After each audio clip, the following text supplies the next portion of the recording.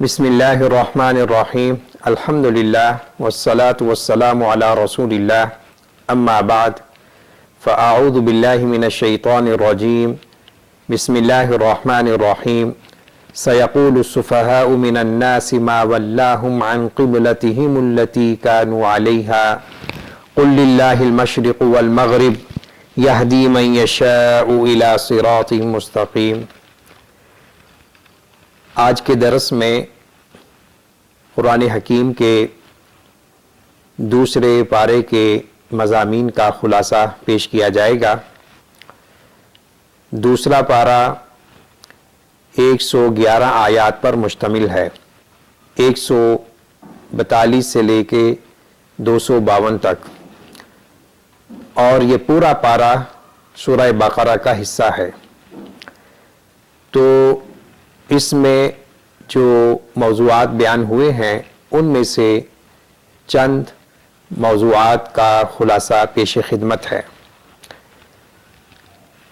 दूसरे पारे की इब्तिदाई आयात में तहवील क़िबला का ज़िक्र है।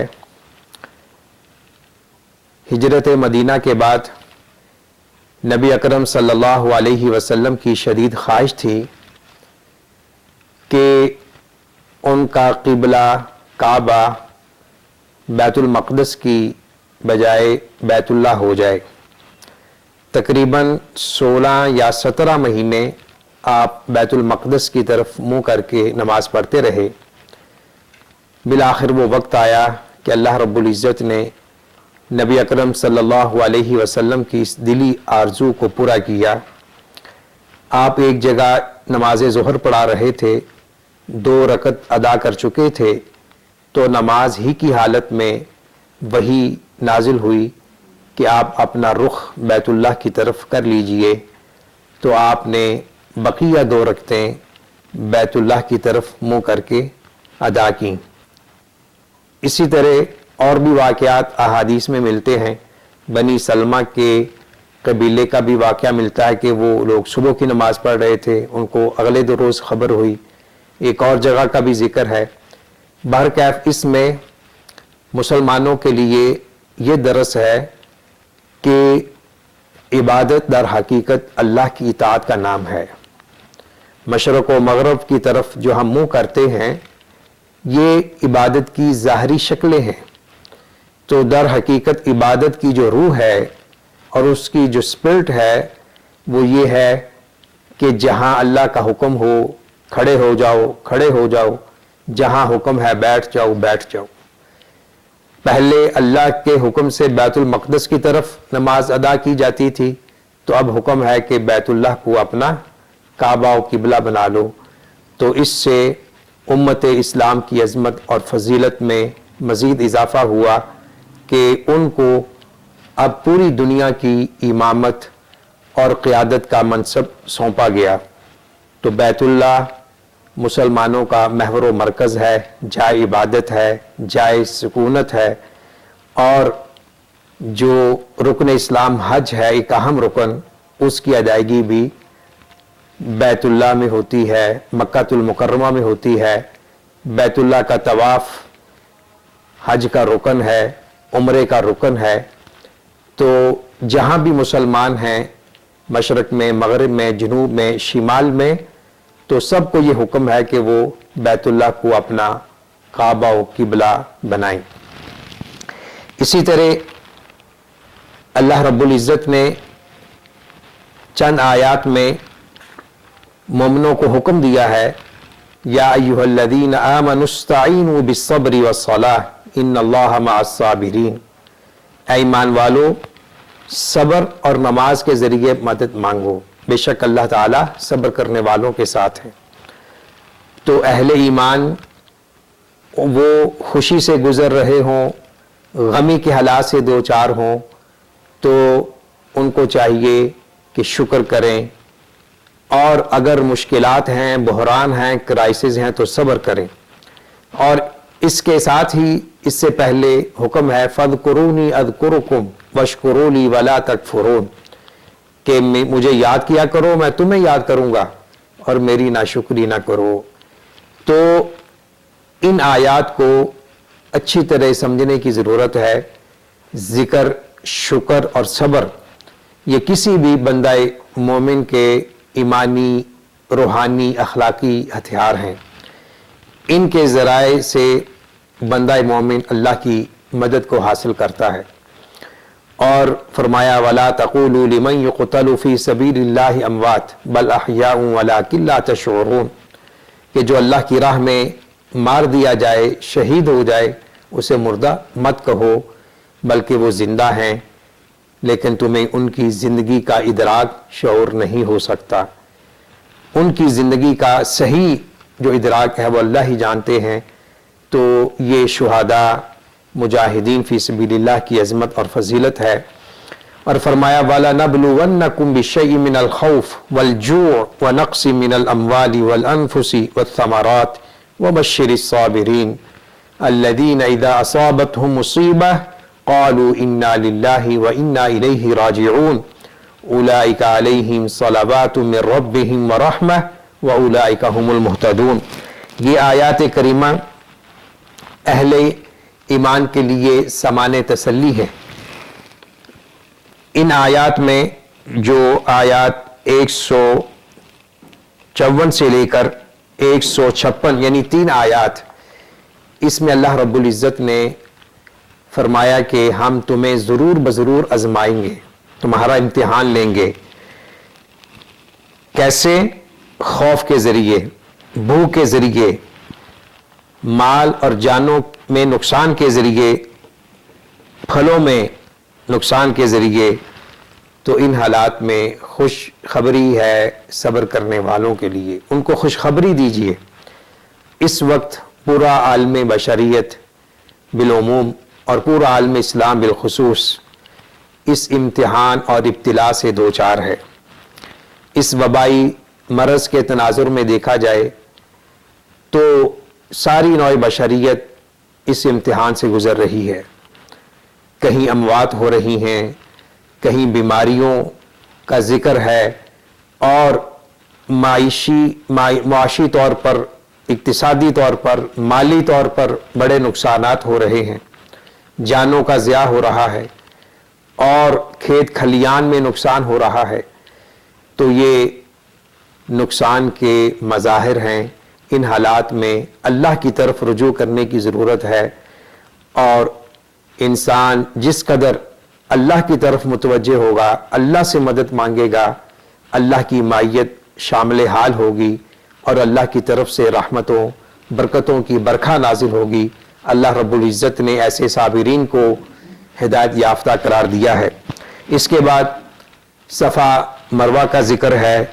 توحید پر اللہ رب العزت نے عقلی دلائل دیے ہیں کہ اے عقل والو، اس کائنات میں ذرا غور و فکر کر کے دیکھو، یہ شب و روز کا آنا جانا، لیل و نہار کا تبدیل ہونا، یہ کشتیاں، یہ ہوائیں، یہ آندھییں، یہ بارش، اس پہ غور و فکر کرو۔ جو انسان ان حقائق میں غور و فکر کرے گا تو وہ اللہ رب العزت کے وجود، اس کی ذات، اس کی ربوبیت اور اس کی توحید و الوہیت کی گواہی دیے بغیر نہیں رہے گا۔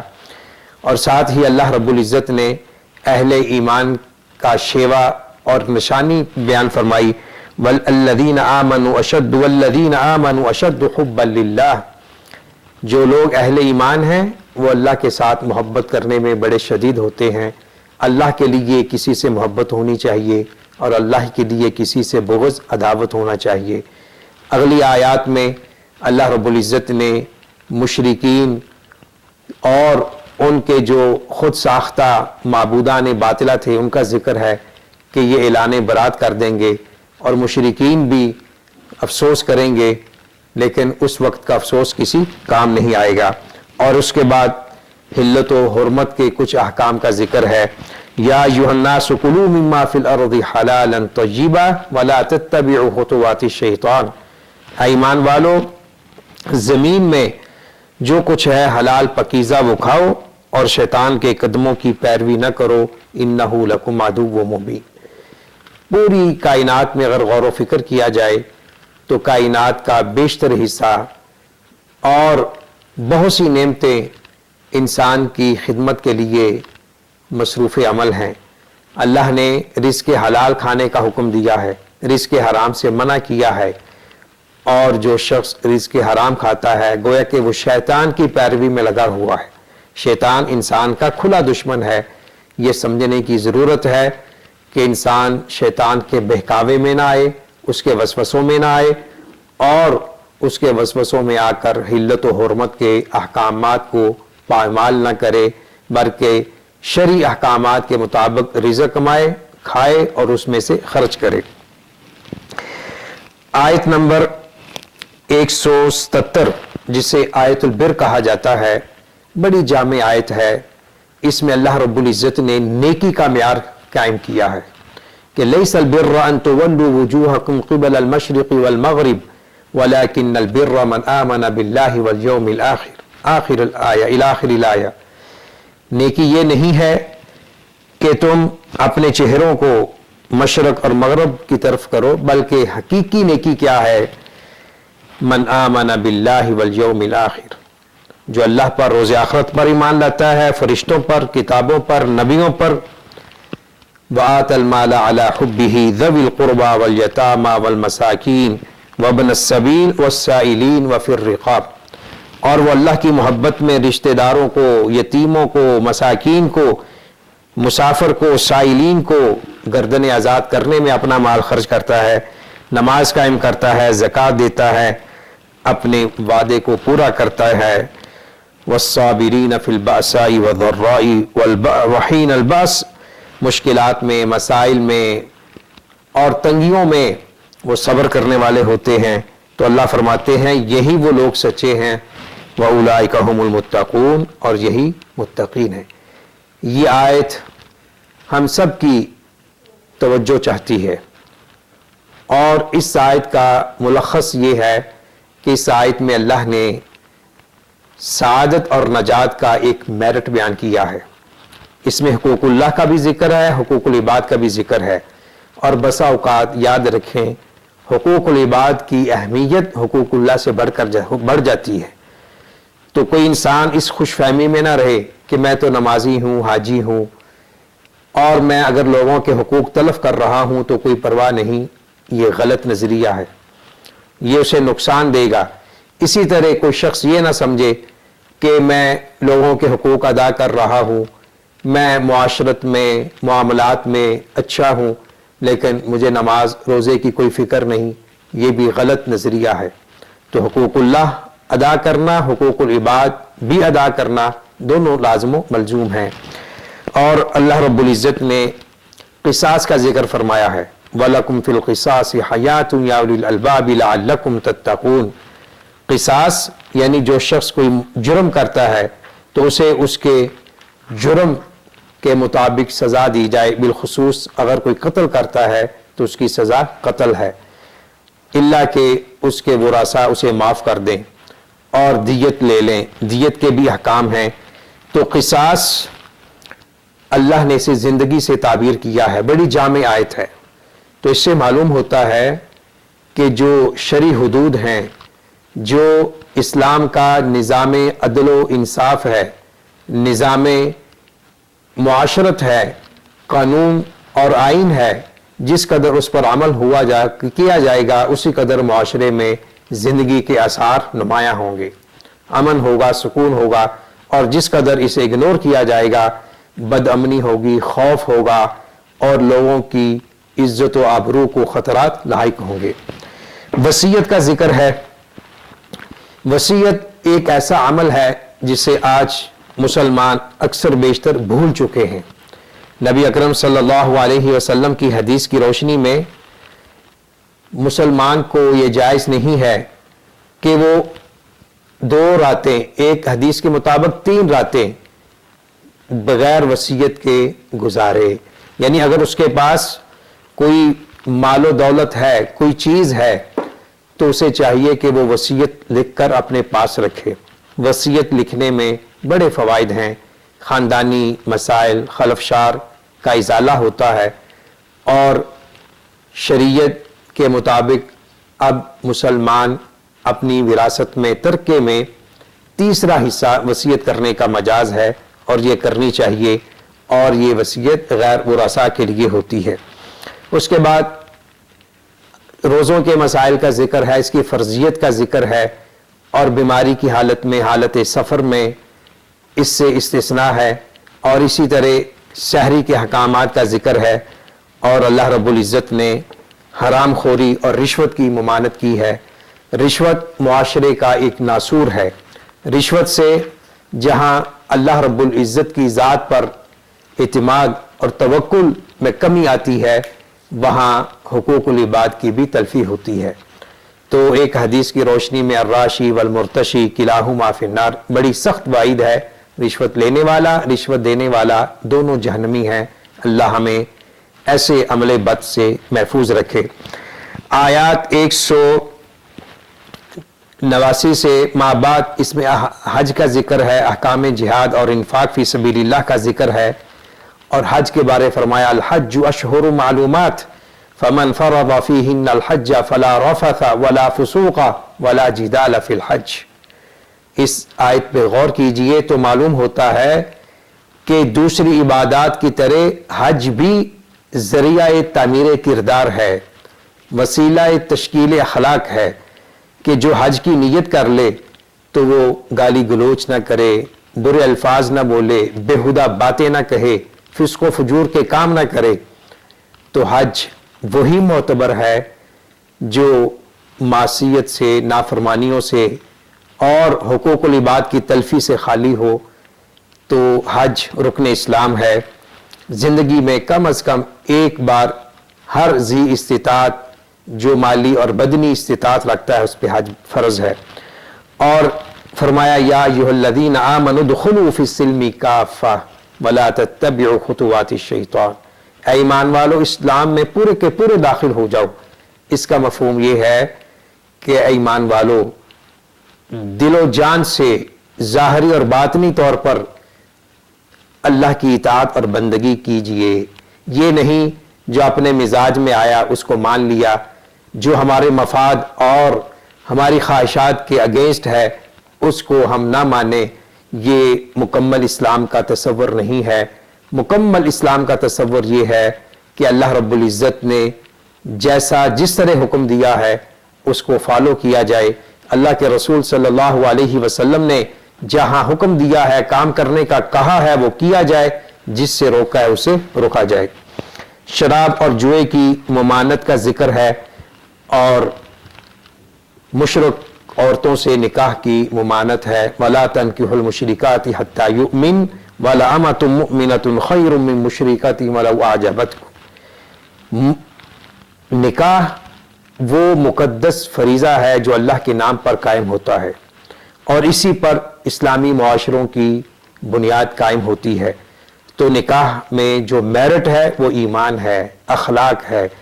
آپ صلی اللہ علیہ وسلم نے فرمایا اذا اتاکم من ترضون دینہ واخلاقہ، اور دوسری روایت میں ہے اذا اتاکم من ترضون دینہ وخلقہ، ایک روایت میں خلق کے الفاظ پہلے ہیں فزوجوہ ان لم تفعلوا تکن فی الارض فتنۃ وفساد عریض، کہ جب تمہارے پاس ایسا پیغام نکاح آ جائے جس کے دین اور اخلاق سے تم مطمئن ہو تو نکاح کر دیا کرو، اگر ایسا نہیں کرو گے تو زمین میں فساد ہوگا، فتنہ بپا ہوگا۔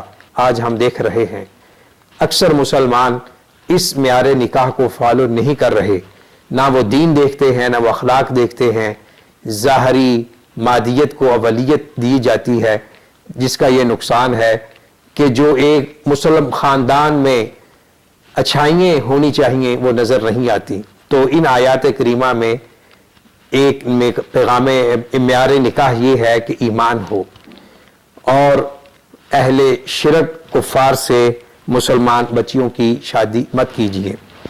اور اسی طرح طلاق کا ذکر ہے، الا کا ذکر ہے، عدت کا ذکر ہے، خلا کا ذکر ہے۔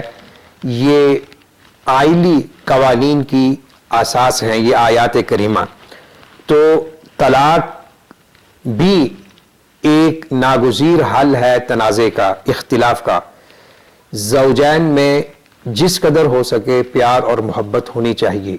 ہاں البتہ اگر یہ رشتہ کسی طور پر بھی قائم نہیں رہ سکتا میاں بیوی میں اس قدر اختلاف ہو چکا ہے تو احسن طریقے سے علیحدگی ہو سکتی ہے، جدائی ہو سکتی ہے، طلاق کی صورت میں اور خلا کی صورت میں۔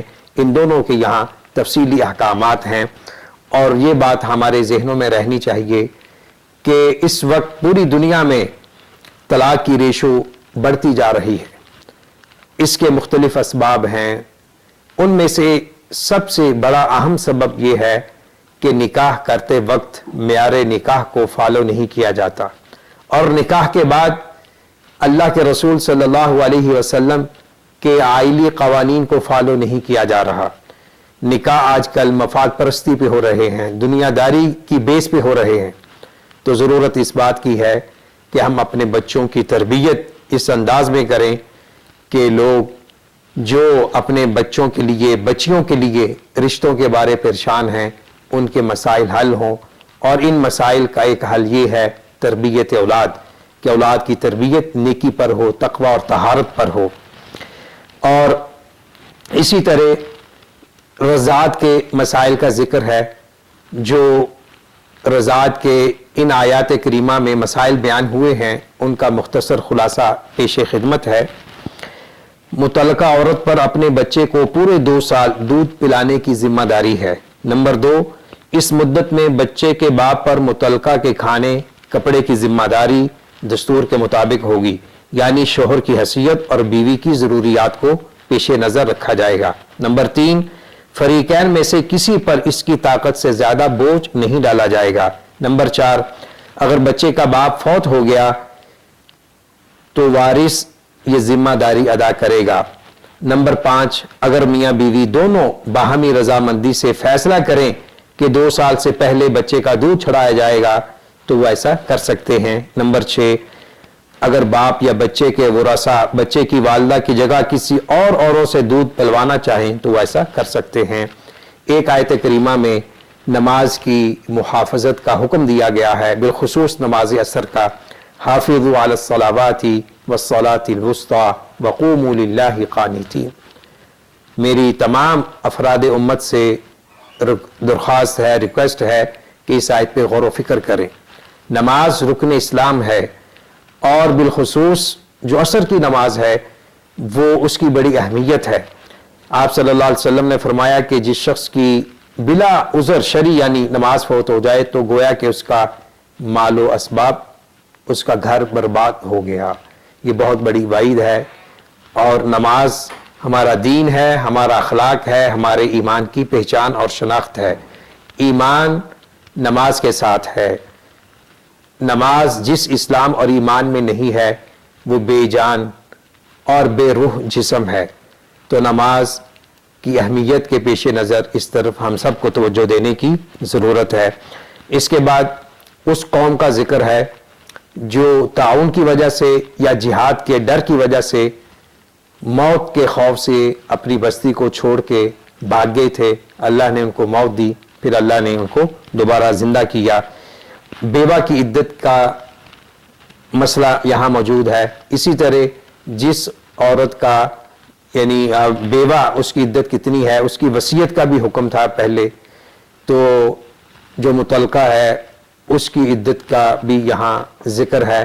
قصہ طالوت و جالوت ہے، اور اس سے پہلے ارشاد باری تعالیٰ ہے من ذا الذی یقرض اللہ قرضا حسنا فیضاعف له اضعافا کثیرا، کہ کون ہے جو اللہ کو قرض دے۔ اللہ کو قرض دینے سے مراد یہ ہے کہ اللہ کی راہ میں مال خرچ کیا جائے۔ آج وقت کا تقاضا ہے، زمانہ حاضر کا یہ تقاضا ہے کہ مسلمان زکوٰۃ دیں، اللہ کی راہ میں صدقات و خیرات پیش کریں۔ جہاں جہاں مسلمان غریب ہیں، مساکین ہیں، یتیم ہیں، اور ان کے اس پڑوس میں کتنے ایسے لوگ ہیں جو 2 وقت کی روٹی کے لیے وسائل کے متلاشی ہیں، لیکن ان کے پاس اتنے وسائل نہیں ہیں۔ ان حالات میں ان کی طرف متوجہ ہونے کی ضرورت ہے، اور یہ سارا اللہ نے قرض سے تعبیر کیا ہے۔ جس قدر انسان خلوص کے ساتھ دے گا اسی قدر اللہ اسے بڑھا چڑھا کر واپس کریں گے۔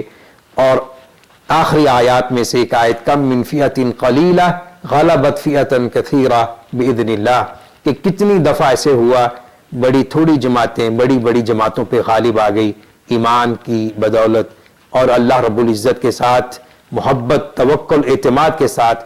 اللہ رب العزت سے دعا ہے اللہ تعالی ہمیں ان قرآنی احکامات کے مطابق عمل کرنے کی توفیق نصیب فرمائے۔